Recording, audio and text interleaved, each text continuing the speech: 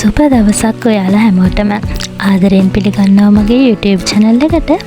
අද මම ඔයාලට ගෙනල්ලා පෙන්නන්නේ පැස්ටා එකක් ගෙදර තියෙන දේවල් වලින් කොහොමද ලේසියෙන්ම හදාගන්නේ කියලා. ඉතින් මේක ඔයාලට කියලා දෙන්න අවශ්‍යත් නැහැ. ඔයාලා හැමෝම මේ වෙනකොට දන්නවා අපි පැස්ටා එකක් සාමාන්‍යයෙන් කොහොමද හදාගන්නේ කියලා. හැබැයි ඒ වුණාට අපි බලමු ගෙදරදී මම කොහොමද මේක හදාගත්තේ කියලා. එහෙනම් අපි වීඩියෝ එකට ගිහින් බලමු. මේ පැස්ටා එක මම චීස් නැතුව කොහොමද රසට හදාගත්තේ කියලා. Welcome to my YouTube channel. ගෙදර තිබ්බ එළවලු වලින් ලීස්, කැරට්, ඒ වගේම තක්කාලි, සුදු ලූණු, කරපිංචා, කුරුඳු වගේ දේවල් මම මෙතනදී පාවිච්චි කරනවා. ඒ වගේම බිත්තර දෙකකුත් මෙතනදී මම පාවිච්චි කරනවා. ඔයාලට කැමති එළවලු මෙතන දාගන්න පුළුවන්. බෝංචි ගෝවා. අද බෝංචි ගෝවා නැති හින්දා මම මේ එළවලු දෙක විතරයි මෙතනදී පාවිච්චි කරන්නේ. අපි බලමු මේ එළවලු දාගෙන අපි කොහොමද මේක රසට හදාගන්නේ කියලා. මට මේ පැස්ටා එක හම්බුනේ මගේ හොඳම යාළුවෙක්ගෙන්. ඉතින් එයා දුන්න තෑග්ගක් තමයි මම මේ විදිහට හදන්නේ. අපි බලමු මේක ලේසියෙන්ම මම කොහොමද රයිස් කුකර් එකේ හදාගන්නේ කියලා. මුලින්ම මම මේකට වතුර ටිකක් තියලා ලුණු ටිකක් දාගන්නවා. ලුණු ටිකක් දාලා මම මේක පොඩ්ඩක් රත් වෙන්න මේ විදිහට තියාගන්නවා. මේ රයිස් කුකර් එකේ හදන එකෙන් ඇත්තටම ලේසියෙන්ම මේ කෑම බීම අපිට හදාගන්න පුළුවන්.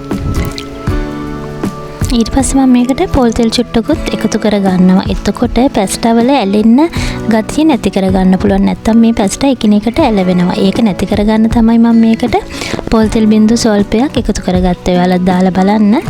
එතකොට ගොඩක් මේක ලේසි. මම දැන් මේ වතුර එක මේ විදිහට රත් වෙන්න තියාගන්නවා.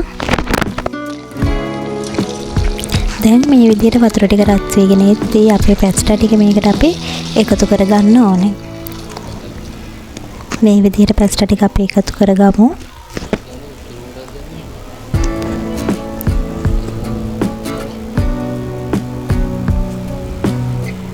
ඊට පස්සේ අපි මේක මේ විදිහට හොඳින් හැන්දේ මිට ආධාරයෙන් මේ විදිහට හොඳින් කලවම් කරගන්න. ඒක එකිනෙක එකට ඇලවෙන්න එක නවත්තන්න තමයි අපි මේ විදිහට කූරු ගාගන්නේ.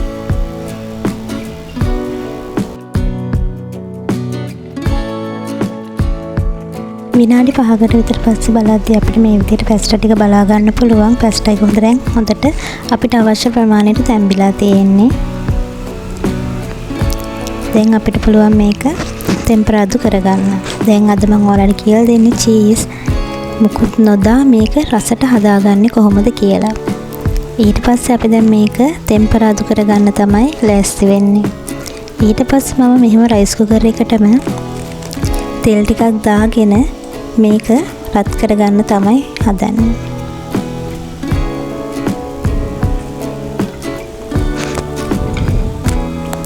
ඔයාලට මේකට කැමති නම් බටර් ටිකකුත් එකතු කරගන්න පුළුවන්. පොල් තෙල් නැතුව බටර් එකතු කරගෙනත් මේක රසට හදාගන්න පුළුවන්. අද බටර් නැති නිසා මම පොල් තෙල් තමයි එකතු කරගන්නේ. ඔයාලට කැමති නම් බටර් ටිකක් එකතු කරගන්න පුළුවන්.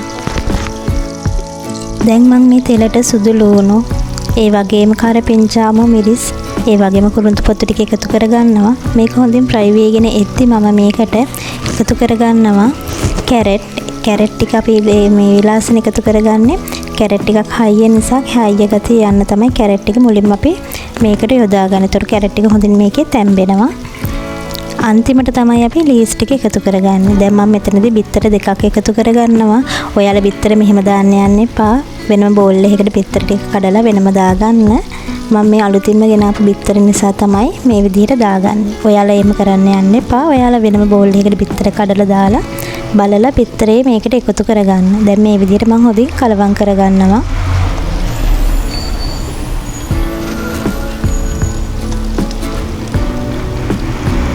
දැන් මේ වෙලාවේදී මම ලුණු යොදා ගන්නවා. ඔයාලගේ රස අනුව ඔයාලට මේකට ලුණු දා ගන්න පුළුවන්. ඒ වගේම කහ කුඩු සල්පයකුත් මම එකතු කර ගන්නවා. ඔයාලා කැමති නම් විතරක් කහ යොදා ගන්න පුළුවන්.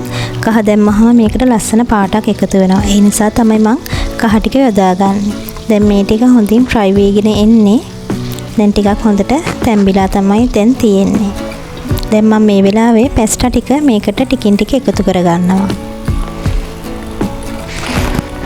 පැස්ටා ටික එකතු කරගෙන ඔයාලා මේක හොඳින් කලවම් කරන්න. කලවම් කරලා මේකට අවශ්‍ය ලුණු, මදි ලුණු, ඔයාලට මේකට එකතු කරගන්න පුළුවන්. ඒ වගේම ගම්බිරි ස්වල්පයක් මේකට එකතු කරගන්න පුළුවන්.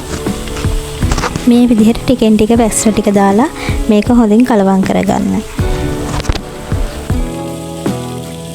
මේ තියෙන්නේ අන්තිම වශයෙන් අපි හදාගත්ත පැස්ටා එක. මේකට කිසිම රසකාරකයක් අඩංගු වුණේ නැහැ. ඉතින් රසකාරක දාන්න නැතුව, චීස් දාන්න නැතුව, ගෙදර තියෙන දේවල් වලින් රසට පැස්ටා එකක් හදාගන්න විදිය තමයි මම ඔයාලට පෙන්වුවේ. මේ මං හදන ක්‍රමේ ඔයාලා හදන ක්‍රමත් ඇති. ඉතින් මට ඔයාලා හදන ක්‍රමෙත් පල්ලෙහෙන් කමෙන්ට් කරගෙන යන්න. ඉතින් ඔයාලට ගෙදර තියෙන අමුද්‍රව්‍ය වලින් ලේසියෙන්ම මේ පැස්ටා එක හදාගන්න පුළුවන්. ඉතින් මං හිතනවා ඔයාලා මේක හදලා බලයි ඔයාලට මේක ප්‍රයෝජනවත් වෙයි කියලා. ඉතින් මේ වගේ වීඩියෝ බලන්න නම් ඔයා අනිවාර්යෙන් මගේ channel එක subscribe කරලා තියාගන්න. එහෙනම් මේ වගේ වීඩියෝ එකකින් ලබන සතියේ හමු වෙමු. අදට ගිහිල්ලා එන්නම්. ඔයාලා හැමෝටම සුබ දවසක්.